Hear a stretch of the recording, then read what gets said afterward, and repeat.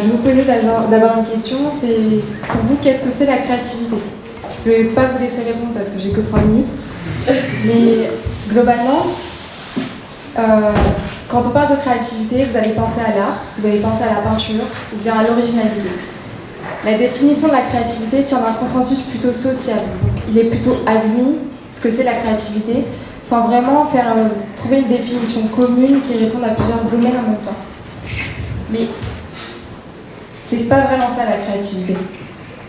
Donc, au niveau scientifique, c'est autre chose, donc je vais vous demander de faire table rase de tout ce que vous connaissez sur la créativité pour qu'on puisse définir ensemble ce que c'est de façon plus objective. Alors en sciences, et notamment en neurosciences, la créativité c'est la capacité à produire un travail qui est à la fois original et utile. Donc différent et adapté à un contexte. Par exemple, ce soir, quand vous rentrerez chez vous, vous allez cuisiner un repas à base de restes, vous allez faire preuve de créativité. Ou bien repenser la fonction d'un objet. Je vais prendre un carton et je vais le transformer en une table. Ou encore, si on reste dans le domaine de l'art, faire une œuvre qui est plus originale, mais dans l'air du temps. Mais au final, comment on peut évaluer cette créativité? Parce que ça semble un peu subjectif quand même. Mais la créativité, on peut l'évaluer grâce à plusieurs tâches qui ont été inspirées de la littérature, qui sont sous la forme de résolution de problèmes. Donc par exemple, si je vous dis les mots poche, masque et honte, et que vous devez trouver un mot en lien avec chacun des mots affichés sur la feuille, ça serait par exemple ici le mot caché. Peut-être certains d'entre vous auront trouvé la réponse, mais bon, sinon c'est pas grave.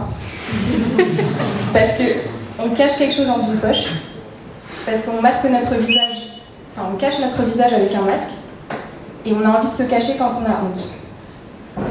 Et l'hypothèse, c'est que les gens beaucoup plus créatifs auront tendance à répondre beaucoup plus facilement, d'autant plus quand les mots affichés représentent des concepts complètement différents et sont très lointains.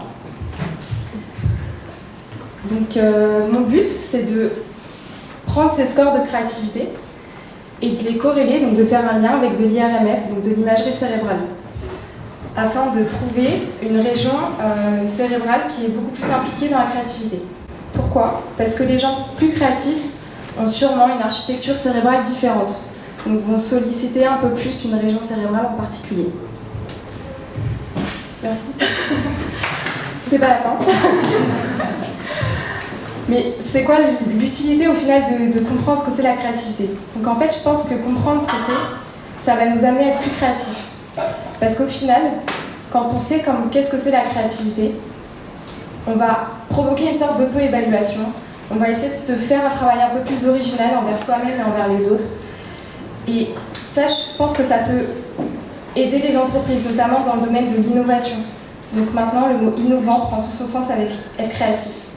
Ou encore, dans les systèmes scolaires, on pourrait inventer des barèmes, donc avec une notation un peu plus créative, en prenant en compte l'originalité ou bien l'utilité.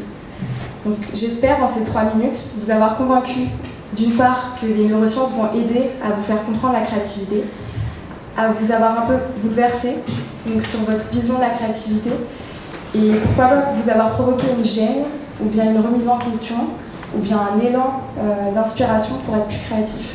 Merci.